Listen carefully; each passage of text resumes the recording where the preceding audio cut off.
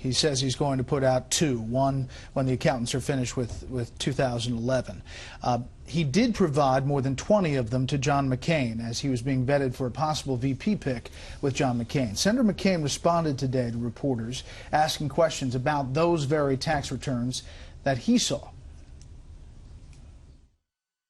There was nothing disqualifying in his tax returns, and that is a fact. And again, please add, to somehow intimate that without any basis in fact is the sleaze campaign that this Obama campaign is running, and it is disgraceful. And they can't talk about the economy, so they have to make personal attacks against a good and decent man. The follow-up question, obviously, Charles, is if there's nothing in the 20-plus, why put out 2? Because once you do it, it never stops, and you concede the premise to the opposition that he's hiding something. You give them 3 years, they're going to want 6. You give them 6, they're going to want 10. I believe in the honor of John McCain. He looked at them, he said they were okay, that's enough for me. 2 years is enough. And this is playing into the Obama strategy.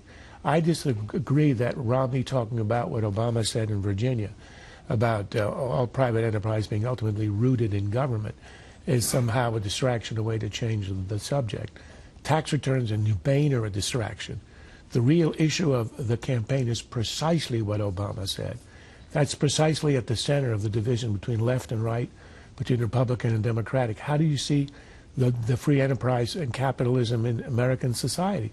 Obama said clearly that it's rooted in its success as a result of government, infrastructure.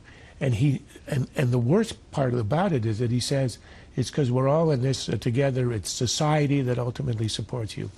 Yes, society, but Obama always identifies society or collective action with government.